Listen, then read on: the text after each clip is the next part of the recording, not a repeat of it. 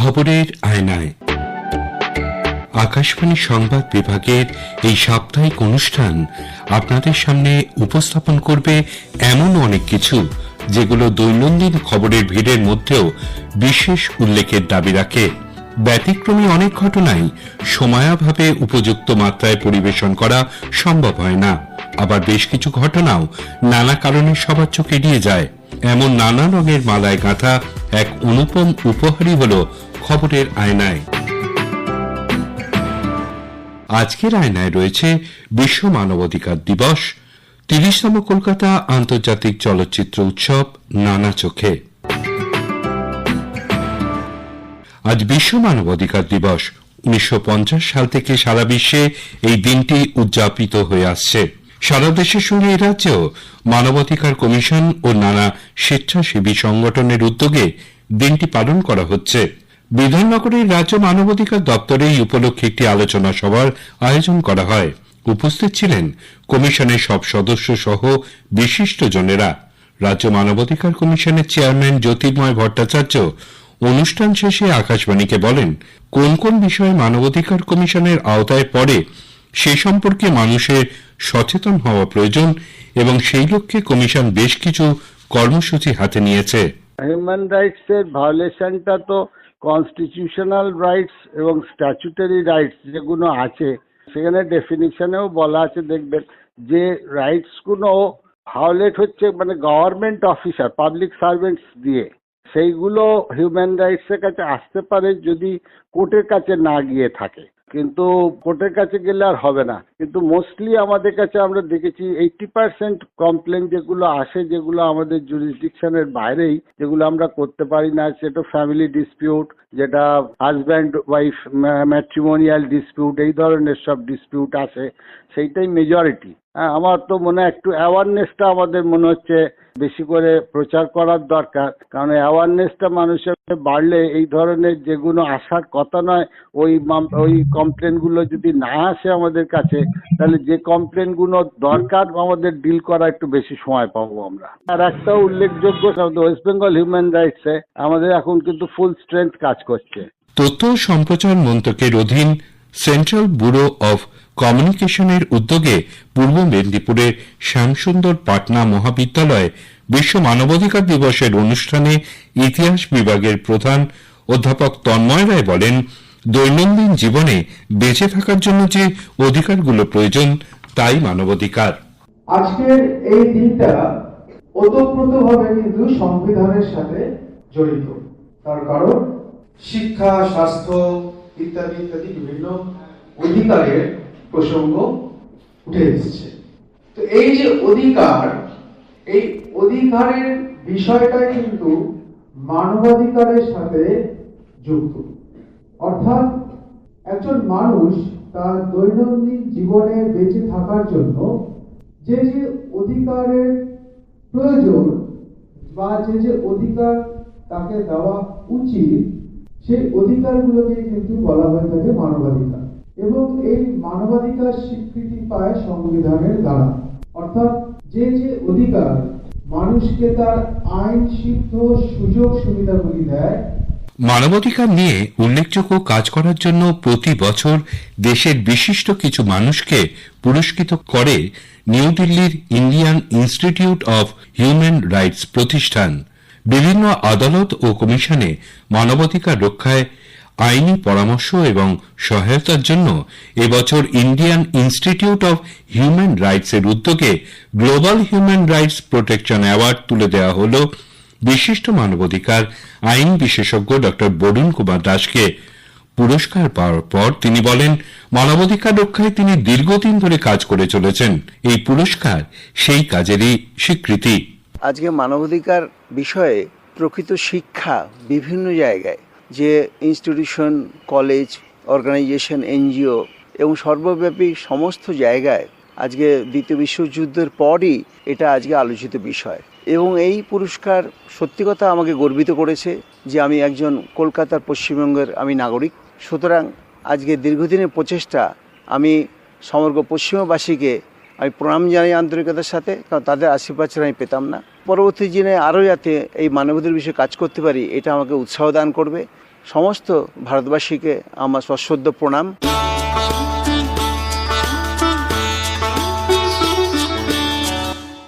নন্দন রবীন্দ্র সদন শিশির মঞ্চ সহ মহানগরের 20টি প্রেক্ষাগৃহে অনুষ্ঠিত হচ্ছে 30তম কলকাতা আন্তর্জাতিক চলচ্চিত্র উৎসব। 29টি দেশের 103টি ছবি এবার উৎসবে প্রদর্শিত হচ্ছে। উৎসবের 7ম দিনে খবরের আয়নায় আমরা তুলে ধরার চেষ্টা করছি সপ্তাহব্যাপী চলচ্চিত্র উৎসবের একটি চালচিত্র। সকালে তথ্যকেন্দ্রে কুমার সাহানিকে নিয়ে একটি স্মরণ অনুষ্ঠানে উপস্থিত ছিলেন সঞ্জয় মুখোপাধ্যায়, সন্দীপ চট্টোপাধ্যায়, রিমলি ভট্টাচার্য ও রত্নোত্তমা সেনগুপ্ত। এই আলোচনা এবং তার চোখে এবারে উৎসব সম্পর্কে আমাদের জানালেন শ্রীমতী সেনগুপ্ত। সকালে 11:30 থেকে হয়েছে কুমার সাহানিকে একটা ট্রিবিউট। এটা একটা অন্য রকমের ট্রিবিউট, একেবারে সিনেমা দেখিয়ে দেওয়াটা তো হয় সাধারণত, ওনার একটা ফিচার ফিল্ম দেখিয়ে দেওয়া, সেটা হয়তো এক্সপেক্টেড ছিল, কিন্তু আমরা করলাম আনসিন কুমার সাহানি, ওনার পোস্ট ডিপ্লোমা ফিল্ম বা ওনার নিজের শিক্ষকদের কাছে উনি শিখেছেন, উনি যখন আবার পড়াচ্ছেন ব্রিটিশ ফিল্ম ইনস্টিটিউটে দ্য রিভারের একটা ইন্ট্রোডাকশন দিচ্ছেন, বা 4 অধ্যায়তে ওনার সঙ্গে কাজ করেছে সন্দীপ চ্যাটার্জি ওনার কাছ থেকে কি শিখেছে, মানে 3টে পর্যায়ে বলা হচ্ছে। ওনার বলা আরম্ভটা হলো উনি কার কাছ থেকে, ঋত্বিক ঘটক এবং রবার্ট ব্রেসন দুজন কাছে কি শিখলেন, উনি কিভাবে শেখালেন এবং ওনার কাছে পরবর্তী জেনারেশন কি শিখলো। এইটা সকালবেলা ধরা হয়েছিল। রিমলি ভট্টাচার্য, সন্দীপ চ্যাটার্জি, সঞ্জয় মুখোপাধ্যায়, আমি ছিলাম অবভিয়াসলি মডারেটর। আর বিকেলবেলা একটা কিউরেটেড প্যাকেজ দেখানো হলো ইন্ডিয়ান কন্টেম্পোরারি আর্টিস্টদের তৈরি সিনেমা, 5 থেকে 10 মিনিটের মোটামুটি দৈর্ঘ্য একটা প্যাকেজ। কেন আর্টিস্টরা নামকরা আর্টিস্ট হয়ে যাওয়ার পরে তারা সিনেমা মিডিয়ামটাতে ঝুঁকছেন, কি তারা পান সিনেমার প্লাস্টিসিটিটা ইউজ করে, এইটা দেখানো হলো। গভর্নমেন্ট কলেজ অফ আর্টের অধ্যক্ষ ছত্রপতি দত্ত প্রিসাইড করলেন। এছাড়া কলকাতা ফেস্টিভ্যালে আমার প্রাপ্য 2টো পেয়েছি। ডেনমার্কের একটা ছবি, the girl with needle, mid-40, যুদ্ধ শেষ হচ্ছে, সেকেন্ড ওয়ার্ল্ড ওয়ার শেষ হচ্ছে সেই সময়। ডেনমার্ক বা স্ক্যান্ডিনেভিয়ান কান্ট্রি এগুলো তো প্রচণ্ড রিচ কান্ট্রি, কিন্তু সেখানেও কি সাংঘাতিক দারিদ্র, যে দারিদ্রতে বাচ্চা মেরে ফেলে, সেরকম একটা সময়কার একটা ছবি। অদ্ভুত সাংঘাতিক তার ডিওপি, মানে রিভেটিং। এবং আলমোডোভারের নতুন ছবি যেটা দ্য রুম নেক্সট ডোর, এটা ওনার প্রথম ইংলিশ ছবি, একটা ভীষণ জ্বলন্ত সাবজেক্ট ইউথেনেশিয়া নিয়ে। আমেরিকাতে তো সেটা অ্যালাউড না, সুইজারল্যান্ড একমাত্র যেখানে আমাদের ফেমাস ফ্রেঞ্চ ফিল্ম মেকার, উনিও ইউথেনেশিয়াতে নিজের প্রাণান্ত, মানে ডেথ উইথ ডিগনিটি বলা হচ্ছে যেটাকে। এই সাবজেক্টটা নিয়ে এটা লিগাল নয়, এবং কেউ যদি অ্যাসিস্টও করে এটাকে সুইসাইডকে অ্যাসিস্ট করার মতো ব্যাপার। তো কি অদ্ভুত ছবি, রিভেটিং, আর কি অভিনয় টিলডা সুইনটনের আর জুলিয়ান মুর, এই দুজনকে নিয়ে মোটামুটি পুরো ছবিটা টাইট ক্লোজ আপে সবকটা। Beauty of the human soul, beauty of friendship, এই নিয়ে ছবি। Federation of film society of ইন্ডিয়ার মুখপাত্র বিমল দেব উৎসব সম্পর্কে বললেন, ছবি এবার ভালো এসেছে, তবে বিদেশি পরিচালকদের বিশেষ করে লাতিন আমেরিকা এবং পর্তুগিজ ভাষা বোঝার জন্য দোভাষীর অভাব লক্ষ্য করা গেছে। Federation of film societies of ইন্ডিয়ার আমি একজন কর্মী। বেশিরভাগ ছবি সিলেকশনটা খুব ভালো হয়ে, ভুল কথা বলবো না, বিশেষ করে যে ফরাসি ফোকাস, যেটা হচ্ছে ফিলিপিন্সের ছবি দেখানো হচ্ছে, এটা খুব ইন্টারেস্টিং ব্যাপার এখানে, এবং ইরানের ছবি দেখানো হচ্ছে। বাংলাদেশটা নেই, এটা আমাদের কাছে খুব বেদনাদায়ক। কি কারণ জানি না, বাংলাদেশ থাকলে আরও ভালো হতো। মেড দ্য প্রেস, প্রতিদিনই আমি ডিরেক্টরের সঙ্গে কথা বলি, কিন্তু একটু মুশকিল হয়, যারা ইংরেজি জানে না সেই ডিরেক্টরদের নিয়েছে, সে ব্যবস্থা নেই। কর্তৃপক্ষের উচিত ছিল ইন্টারপ্রেটার রাখা, যেমন পর্তুগিজ, টার্কিজ, এইসব ল্যাঙ্গুয়েজগুলো নেই, যেটা আছে ফরাসি ভাষার আছে, সে অনেকেই জানে কলকাতা শহরে, চাইনিজ ভাষা আছে, কিন্তু আমরা যে কথা বলছি সেটা বুঝতেই পারছেন না, ধরে নিচ্ছেন বুদ্ধিমান লোক বলে। তুমি যে ইন্টারপ্রেটার, অনেক বাঙালি ইন্ডিয়ান এখানে কলকাতায় আছে, যোগাযোগ করা উচিত ছিল আমার মনে হয়। যেটা সমস্যা এখানে আছে সেটা হচ্ছে টাইমিংয়ের সমস্যা আছে। একটা সেমিনার হতে হতে আর একটা ফিল্ম সময় চলে আসছে, কারণ মানুষ কী করবে? শিশির মঞ্চের এরকম অভিজ্ঞতা হলো, সেই সেমিনার শেষই হয় না, এদিকে ফিল্ম শো সময় চলে যাচ্ছে। এইটা যে একটা ব্যালেন্স করা উচিত ছিল খেলার। তবে এবার chairman Gautam Ghosh, legendary personality, international personality, তিনি প্রচণ্ড পরিশ্রম করেছেন দেখেছি। প্রত্যেক দিন উনি শিশির মঞ্চে হলে ছিলেন এবং জব্বর প্যাটেল এবং শ্রমিক বন্দ্যোপাধ্যায়ের স্মরণীয় কথোপকথন হলো, খুব ভালো লাগলো। আরও একটা ইন্টারেস্টিং, সেটা হচ্ছে ডকুমেন্টারি ফিল্ম নন্দন 3 এবং শিশির মঞ্চে। শিশির মঞ্চে এবং নন্দন 3-তে যে ডকুমেন্টারি হয় এবং শর্ট ফিল্ম যেটা বলা হয়, সেই দুটোই জিনিস আমাদের কাছে খুবই চিত্তাকর্ষক। আমরা সমৃদ্ধ হয়েছি। পাকা চুল বুড়ো আমাদের মতন এবং 50, 40, 60 এইসব লোকের সংখ্যা অনেক বেশি ফিল্ম আন্দোলনের সঙ্গে যারা যুক্ত, কিন্তু নতুন যে প্রজন্ম তাদের উপস্থিতি আর একটু বেশি হলে ভালো লাগতো। এই ফিল্ম ফেস্টিভ্যালের যে কর্তৃপক্ষ, তারা যোগাযোগ করেনি। অনেক সংগঠন আছে, সংস্থা আছে, ইনস্টিটিউট আছে, তাদের সঙ্গে যোগাযোগটা বাড়ানো উচিত ছিল অনেক বেশি। চলচ্চিত্র সংগঠন forum for film studies and alloyed আর্টসের সম্পাদক রবীন্দ্রনাথ ব্যানার্জি বললেন, সুষ্ঠুভাবে চলচ্চিত্র উৎসব করতে গেলে একটি স্থায়ী কমিটি প্রয়োজন।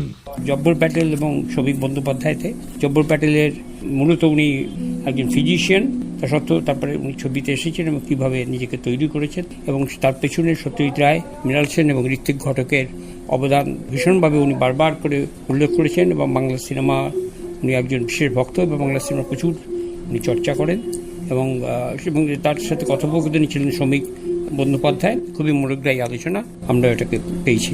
এই আলোচনাগুলোই এবার আমাদের চলচ্চিত্রের একটা বিশেষ পাওনা বলা যেতে পারে। অন্যান্য বারের তুলনায় এবারে উৎসব কি একটু ম্লান বলবেন?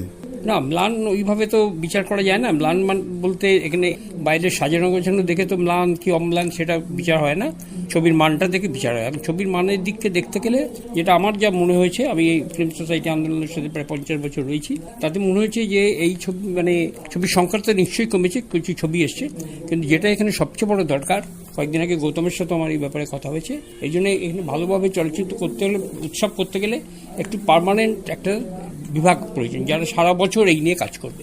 যেটা দিল্লিতে হয়, পুনাতে হয়, কেরালাতে ফিল্ম ফেস্টিভ্যালে তারা সারা বছর কাজ করে এবং তার জন্য বিশেষ কিছু লোক তারা রাখে, যারা ছবির খবর রাখে, ছবিকে জানে, বিভিন্ন ফেস্টিভ্যাল কোথায় কোন ছবি দেখানো হচ্ছে সেগুলোতে তারা যায় এবং সেখানকার সাথে একটা কানেক্টেড থাকে। তবেই এটাকে আরও ভালোভাবে করা যাবে। এই জাস্ট 3-4 মাসের জন্যে ছোটাছুটি করে এই জিনিসটা হয় না এটা, কারণ আমরা তো ছবি করি, আমরা তো সারা বছর ছবি দেখাই, আমরা তো সারা বছর কাজ করে যাই, প্রতি মাসে আমরা ছবি দেখাই, বিদেশি ছবি, দেশি ছবি দেখাই আমরা প্রতি মাসে নন্দনে, ICCR, SRFTI, শুধু আমরা সবসময় ছবির খবর রাখি। সে খবর এটা একটা বিরাট ব্যাপার, যেটা এখানে হয় না, এটা কোনোদিনও হয়নি। এটা আমি তো 30 বছর হয়ে গেল, আমি তো প্রথম থেকেই দেখছি, 95 থেকে আমি ছিলাম, প্রথম 4-5 বছর আমি কমিটিতে ছিলাম, প্রোগ্রামিংটা আমি করতাম, কিন্তু পরে যাই হোক সেটা পাল্টে গেছে। কিন্তু এটা আমাদের বিশেষ দরকার, সারা বছরের জন্য একটা পার্মানেন্ট একটা বিভাগ প্রয়োজন যারা ফেস্টিভ্যাল নিয়ে ভাবে। আজকের আয়নায় শেষ করার আগে একটা অনুরোধ, আপনাদের কেমন লাগলো এই অনুষ্ঠান